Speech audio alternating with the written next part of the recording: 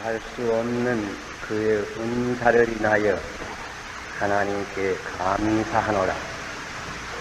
이미 읽은 말씀 가운데서 마지막 절 15절을 다시 봉독하겠습니다. 오늘 아침에 읽은 이 말씀 가운데는 사도 바울이 고린도 교인들에게 예루살렘에 있는 성도를 섬기는 일에 대해서, 곧 그들을 돕기 위해서 헌금하는 일에 대해서 권면한 말씀이 있습니다. 여기 말씀의 대요를 보면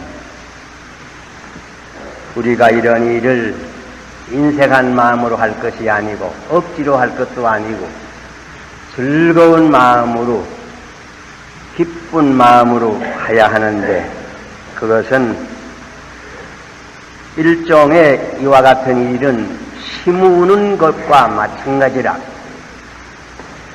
또 심으면 거둘 때가 있을 것이라. 가령 우리가 이런 일을 잘 할 것이면 우선 내 자신에 대해서 거두는 것이 있다. 우리의 믿음이 자라고 사랑도 자라고 의의 열매를 맺히게 되는 것이고, 따라서 우리가 이런 일을 잘함으로 말미암아서 하나님께 대하여 부한 사람이 되고 하늘에 보물을 쌓아두는 사람이 될 수 있을 것이라. 이런 말씀을 하시면서 또한 우리가 이와 같은 일을 잘함으로 말미암아 다른 사람들에게 있어서도 거두는 것이 있다. 다시 말하면 예루살렘에 있는 궁핍한 교우들을 그 궁핍한 가운데서 잘 도울 수가 있고, 그렇게 될 것이면 그들이 또한 고린도 교인들에 대해서 감사한 마음이 자연히 생기게 되고, 이렇게 되어서 우리의 교회도 좀 더 명랑해지고 사회도 명랑해지고, 다 이렇게 함으로 말미암아서 하나님께 감사가 더 많이 돌아가게 되고 결국은 하나님께 영광이 될 것이다. 이런 뜻으로 어떻든지 이 예루살렘의 궁핍한 교우들을 위해서 헌금을 잘하라고 하는 이런 권면의 말씀이 여기에 있습니다. 그러면서 이런 말씀을 다 하시고 마지막에 한 말씀이 옳습니다. 이것뿐 아니고 우리가 꼭 이렇게 남을 돕지 아니하면 아니 될 이유를 한 가지 더 설명을 했습니다. 그것이 다른 말씀이 아니고 말로 다 할 수 없는 그의 은사를 인하여 하나님께 감사하노라. 여기 우리 읽는 성경은 개역성경인데, 개역성경에는 말할 수 없는 그의 은사라고 번역했습니다.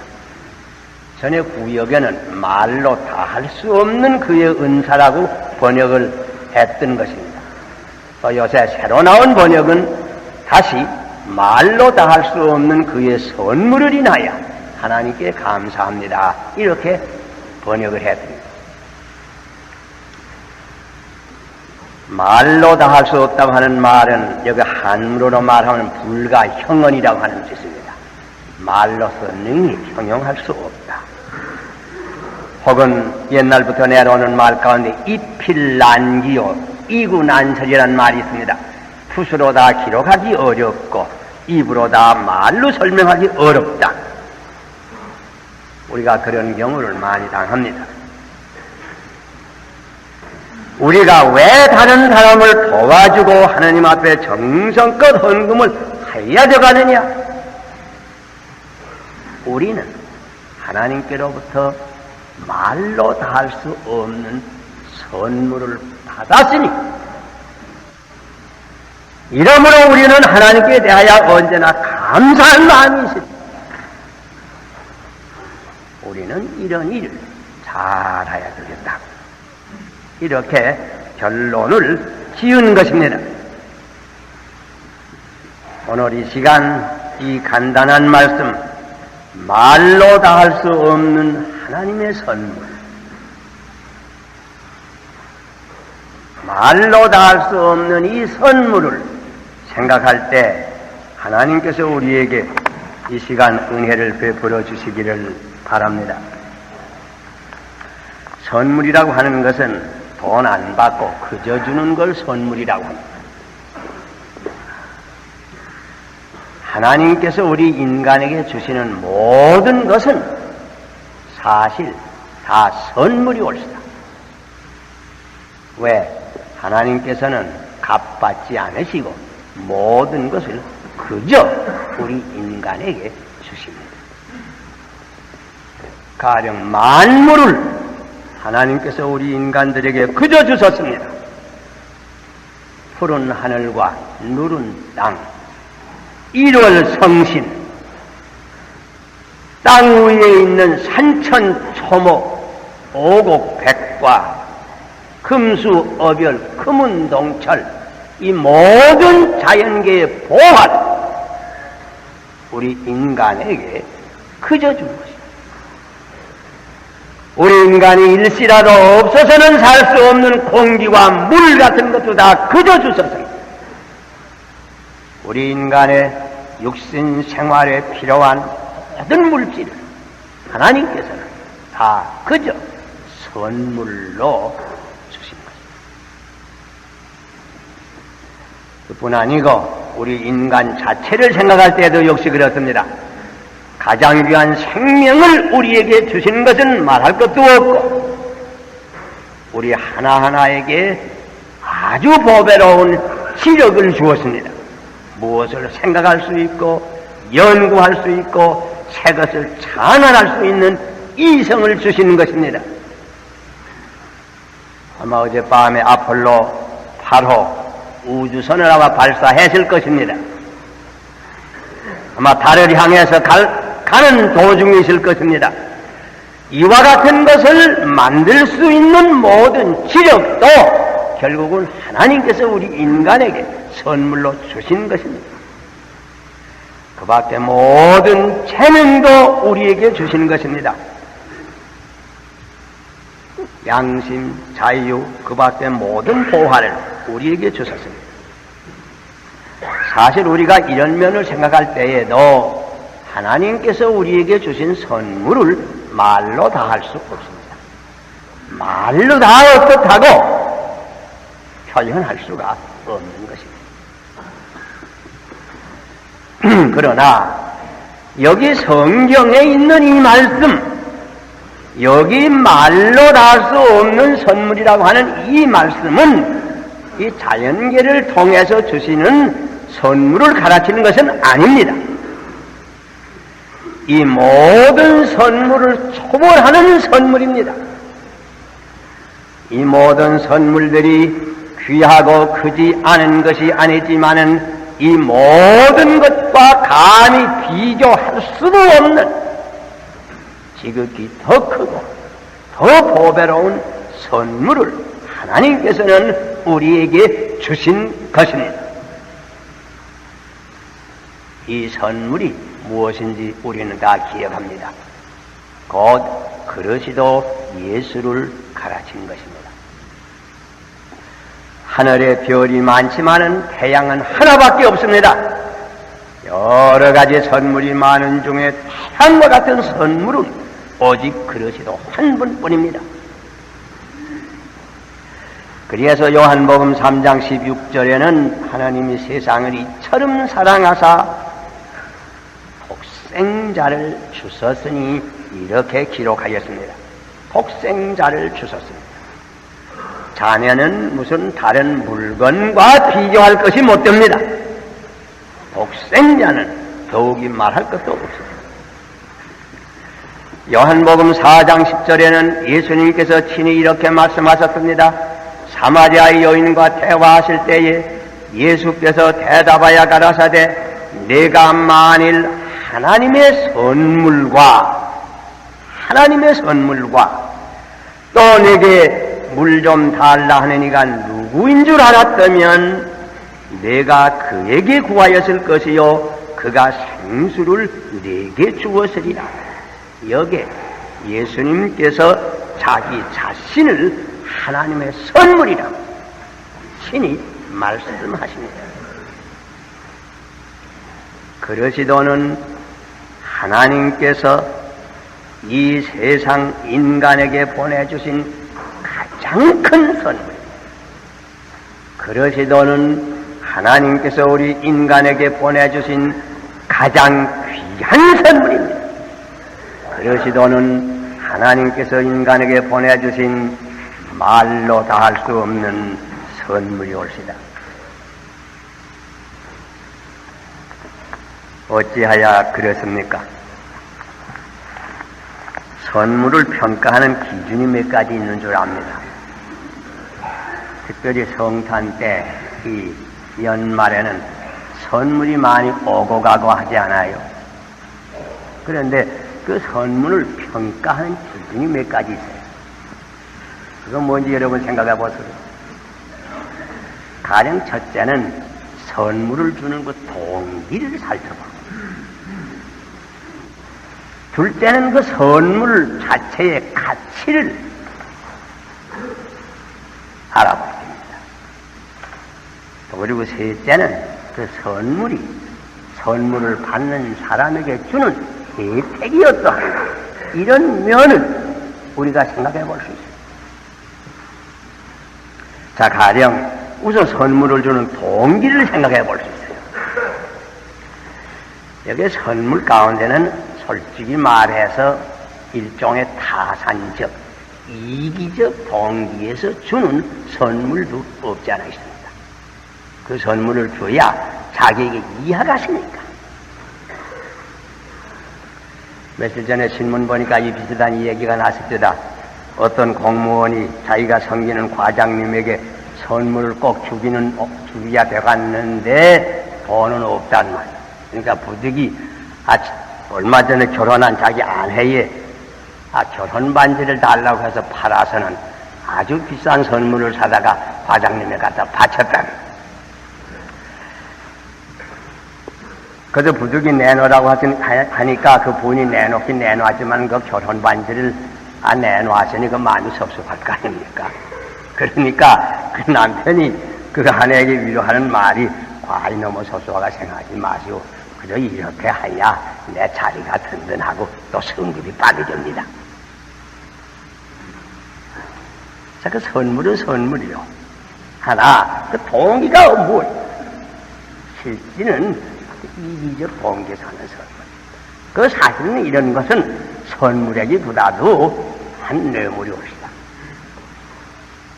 사실이 성탄과 세모를 통해서 이런 성질의 선물이 상당히 많을 거다. 또 사실은 이런 종류의 선물은 없어져야 가치가 없어. 그보다 좀 나은 동기의 선물이 있습니다. 그것은 의무적 선물이라고 할 수 있습니다. 그건 뭐인고 하니, 그저 나 만져본 내 생일에가 아무 집에서 나한테 뭘 보냈는데, 아무래도 이렇게 넌말을 당하니까 뭘 나도 그에게 꼭 보내긴 보내야 되겠지. 내가 받았으니, 이거 할 수 있나? 아무래도 갚아야지. 이런 의무적, 보상적, 이런 동기에서 우리가 선물을 또 보내는 경우가 많이 있습니다. 자, 이런 종류의 선물은 제가 처음에 말한 그 이기적 종류의 선물보다는 좀 나아요. 그러나 이것도 그렇게 향기로운 선물은 못 됩니다. 그보다 좀 더 나은 선물이 있지요. 그건 뭔가 하니 감사의 동기에서 주는 선물이 올시다. 어떤 분에게 대해서 특별히 감사한 마음이 있어서 어떠든지 그 감사한 생각 가운데서 다른 사람에게 올리는 선물은 그건 그보다 더 나은 선물이죠. 그러나 여러분, 가장 귀한 선물은 어떤 선물인지 압니까? 그것보다도 좀 더 초월해서 순전한 사랑의 동기로서 남에게 무엇을 줄 때 그게 참 선물입니다. 가령 부모들이 자녀들에게 주는 선물은 또 무슨 다른 동기가 뭐 있어? 뭐 감사의 동기도 없죠. 그건. 그 자녀를 사랑합니다. 내가 어떤 친구에게 선물을 줄 때에도 사실 다른 아무것도 없이 그를 사랑하는 마음에 사랑하는 마음이 있어서 중심의 표현이 되면 그 선물은 가장 가치 있는 선물이죠. 그런데 여러분, 우리 인간의 사랑은 제한이 있어서 어떤 사람은 사랑하고 어떤 사람은 사랑치 않고, 보통 우리가 어떤 사람을 사랑하는 거 아니 사랑할 만한 자격이 있는 사람을 흔히 우리가 사랑하게 됩니다. 그런데 하나님께서 우리에게 주신 이 선물의 동기를 살펴보면 이것도 순전히 하나님의 사랑입니다. 하나님의 사랑인데 우리 인간이 하나님의 사랑을 받을 만한 자격이 있어 사랑하는 겁니까? 그런 건 아닙니다. 무조건으로 사랑하는 것입니다. 자격이 없을 뿐더러 사실 우리 인간은 하나님을 배반하고 죄를 짓고 하나님께 원수가 되었건만은 하나님의 사랑이시므로 우리 인간은 순전히 사랑하소서. 무조건으로 사랑하소서. 독생자를 주셨다. 그러므로 이 선물은 말로 다 할 수 없는 선물이옵니다. 최고의 선물이옵니다. 자, 둘째로 또한 선물을 평가해 보세요. 둘째로 선물을 평가하는 기준은 그 선물 자체의 내재적 가치였습니다. 그 선물 자체의 내재한 가치가 얼마나 있는가. 가령 동방 박사들이 멀리서 왕으로 나신 아기 예수님을 찾아와서 경배를 한 후에 그 다음에 한 일이 무엇인고 하니 보배합을 열어서 예물을, 그 무엇이라? 황금, 유향, 몰약. 이 세 가지는 고대에 있어서 가장 귀한 보물들이었습니다. 보물. 황금, 유향, 몰약. 그 선물 자체의 가치가 아주 귀합니다.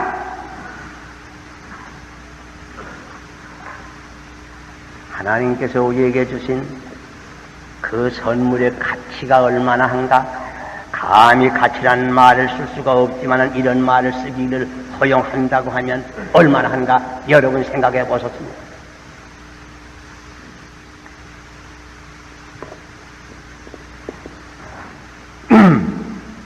요한복음 1장 1절에 읽어보면 태초의 말씀이 계셨느니라. 이 말씀이 하나님과 함께 계셨으니 이 말씀이 곧 하나님이시니라. 이렇게 요한복음 1장 14절에 볼 것이면 말씀이 육신이 되어 우리 가운데 거하심에 우리가 그 영광을 보니 아버지의 독생자의 영광이요 은혜와 진리가 충만하다. 하나님의 독생자의 영광. 이사야 9장 6절에는 이렇게 기록했습니다. 이는 한 아기가 우리에게 낳고 한 아들을 우리에게 주신 바 되었는데 그의 어깨에는 정사를 메었고 그 이름은 기묘자라 전능하신 하나님이라 영존하시는 아버지시라 평강의 왕이라 할 것입니다. 이 선물은 하나님 자신이었습니다.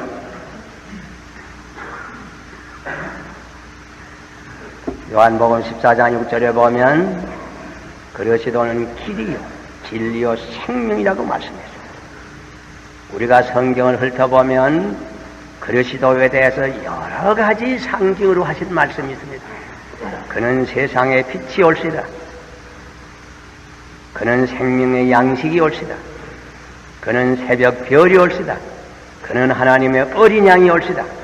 그는 선지자시요 대제사장이시요 만왕의 왕이시요 만주의 주 올시다. 최후의 심판주 올시다. 알파와 오메가 올시다. 우리가 이런 선물에 대한 가치를 능히 말로 표현할 수가 있겠습니까? 문자 그대로 말로 다 할 수 없는 선물이 옵시다. 또 그리고 셋째로 선물을 평가하는 기준에 의지해서 이 선물을 평가해 보세요. 셋째는 그 선물이 받는 자에게 가져오는 혜택이 어떠한가? 귀한 선물이라고 할 것이면 그 선물은 그 선물을 받는 사람에게 큰 혜택을 가져와요. 하나님께서 보내신 이 선물이 인간에게 미치는 혜택이 어떠한가? 이 선물은 인간에게 있어서 가장 귀한 영혼을 구원해서 새 사람이 되게 합니다. 이 선물은 죄와 허물로 죽었던 인간의 영혼을 다시 살려서 새 생명을 주시고, 아니 영원한 생명을 주시는 것입니다. 이 선물은 우리 인간에게 참된 사랑과 평화와 기쁨을 가져옵니다. 그러므로 초막이나 궁궐이나 그 어디나 주님께서 같이 계실 때에 그곳이 하늘나라가 되는 것입니다. 그러시도께서 이 세상에 오심으로 역사적으로 전 세계 인류에게 미친 정치적, 경제적, 사회적, 문화적 모든 혜택을 여러분 잠깐이라도 회고해 보았습니까? 그러시도께서 세상에 오심으로 말미암아 저는 교회사를 많이 읽는 사람이 올시다 처음으로 이 세상에 병원이 설립됐습니다. 그러시도께서 세상에 오셨음으로 말미암아 처음으로 고아원이 이 세상에 생겼습니다. 처음으로 양로원이 생겼습니다. 처음으로 모자원이 생겼습니다. 처음으로 적십자사가 조직이 되었습니다. 그 밖에 온갖 인도주의 운동, 모든 자선사업 기관, 봉사 기관,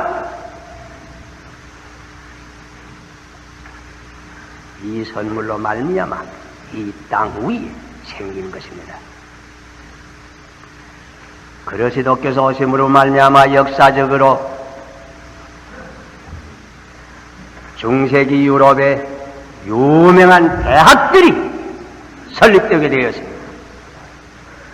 따라서 현대의 모든 교육 제도가 발전된 것입니다. 그러시도께서 오심으로 말미암아 역사적으로 가장 귀한 인물들이 이 땅 위에 나타났습니다. 가장 거룩한 성자들, 가장 지혜롭고 유능한 정치가들, 가장 위대한 사회사업가들, 가장 위대한 예술가들, 모든 귀한 인물들이 이 땅 위에 배출된 것입니다. 가장 고귀한 음악, 가장 고귀한 예술, 가장 고귀한 문학도 그러시도록 말미암아서 창조하게 된 것입니다. 기독교 국가를 바탕으로 해서 자유와 평화와 정의를 원칙으로 하는 민주주의 제도의 정치가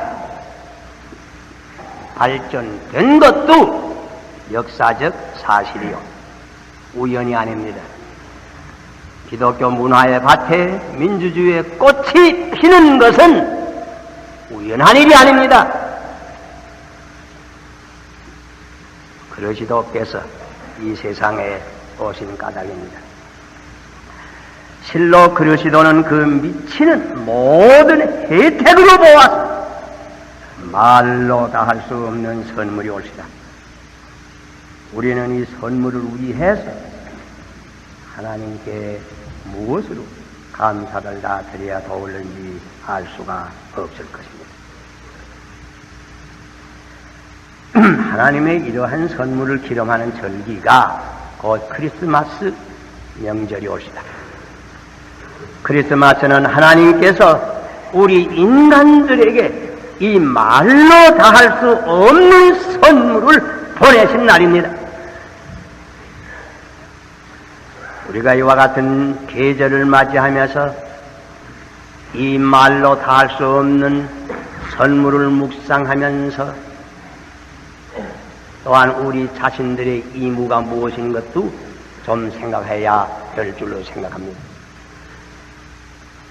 하나님께서는 우리 인간들에게 이와 같이 가장 귀한 선물을 주셨거든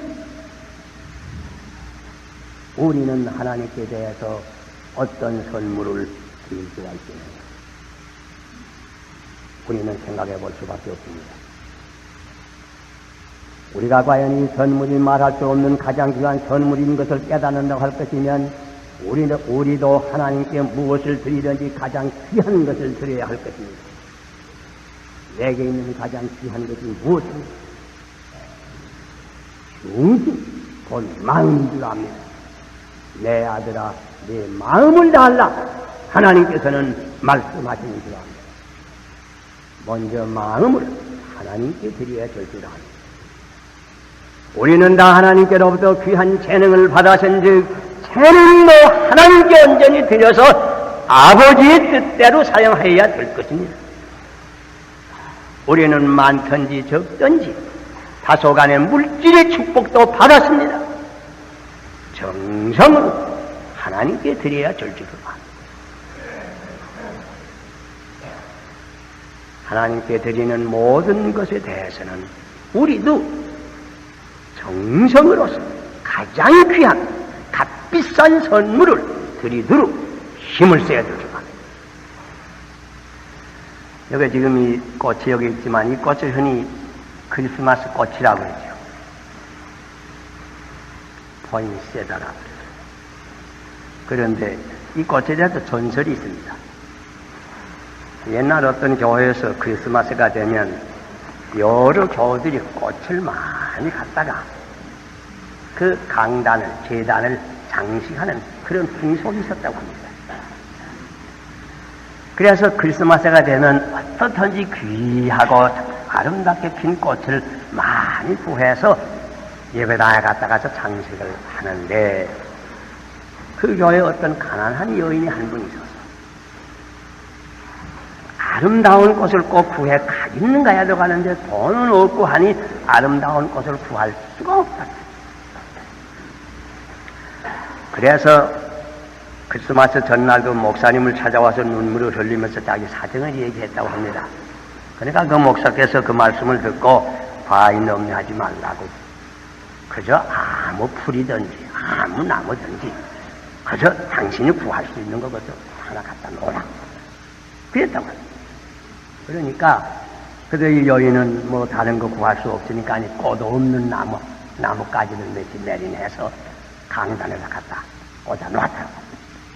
그래서 예배를 드리는데 예배를 참 한참 시작해서 예배를 보다가 그 여인이 갖다 놓은 그 풀을 보니 나무를 보니 맨 처음엔 나무잎만 있댔는데 그 나무 위에 있는 잎들이 전부 새빨개서 꽃이 되었단 말이에요. 그래서 이런 꽃이 되었다. 이 꽃 자세히 보시고 나무는 잎 같지 않아요. 이거 꽃 같지 않아요. 나무 잎 새빨갛게 된 거예요. 이렇게 해서 이런 꽃이 됐다는 전설이 있고 아마 그 전설이 아마 영향이 있는지 모르지만 크리스마스 때는 특별히 이 꽃으로 예배당을 장식하는 그런 풍속도 있기도 했는데 다 무엇을 가르치느냐 할 것이면 결국 하나님께 드리는 것은 우리의 정성 그게 있어요. 그게 아름다워. 하나님께서는 우리의 정성을 보고 우리를 축복해 줍니다. 또 우리가 하나님께로부터 이렇게 말 수 없는 선물을 받았으면 내게 귀한 것을 어느 때에도 그렇지 아니하리야마는 이러한 계절에 내 이웃과 나눌 줄을 알아야 될 것입니다. 여러분 마태복음 25장에 유명한 양과 염소 얘기 다 기억합니다. 인자께서 그 영광으로 오셔서 천하 만민을 다 앞에 모아놓고 목자가 양과 염소를 갈라놓듯이 의인은 오른손편에 다 서게 하고 죄인들은 왼편 사냥의 편에 다 서게 했다. 그 다음에 오른편선에 있는 이에게 하는 말이 만세전부터 내 아버지께 축복받은 너희들은 들어와서 너희를 위해서 준비하는 나라를 상송해라. 그러면서 하는 말씀이 내가 죽을 때 너희가 먹을 것을 주어 내가 목마를 때 너희들이 마실 것을 주어 내가 병날 때 너희가 찾아와 봐 내가 감옥에 있을 때 너희들이 나를 방문했느니라. 그때 의인들 하는 말에 주여 언제 주님께서 그런 일을 당했고 언제 그런 일을 했습니까? 그때 주님 하시는 말씀이 내 형제 중 지극히 적은 이에게 한 것이 곧 내게 한 것입니다. 우리가 하나님께로부터 이와 같이 말 수 없는 선물을 받았다고 할 것이면 하나님께 감사를 드리는 한 가지 방법입니다. 하나님께서 내게 주신 귀한 것을 내 이웃과 나누는 것이라고 하는 것을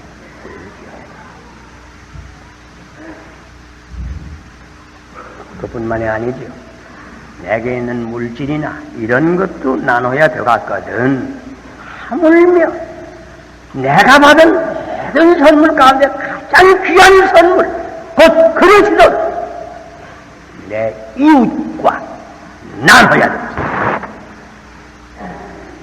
다른 건 다 논아주면서 다른 선물은 다 보내주면서 그리스도 복음을 전파하지 아니하면 가장 귀한 선물은 안 주는 사람이 없습니다. 그런 분 없습니까? 안 믿는 에게 선물은 다 이렇게 보내면서 그리스도를 전파는 안 합니다. 그런 사람은 다른 건 다 주면서 가장 귀한 선물은 나누지 아니합니다. 이 크리스마스 계절 그리스도를 다른 사람과 나누는 때라고 하는 것을 우리가 기억합니다. 그런 분은 아마 별로 없겠지만은 그러나 말씀드립니다. 우리 가운데 하나님께로부터 여러 가지 선물 다 받긴 받았지만은 아직까지도 가장 귀한 할 수 없는 선물은 내 중심에 아직 받지 못하니 없습니다. 그러면 이 시간에 받으시기를 바랍니다. 하나님께로부터 재물과 건강과 명예와 지위와 모든 선물을 다 받았다고 하지만 이 가장 귀한 선물을 받지 못했으면 그인 불쌍한 영혼입니다.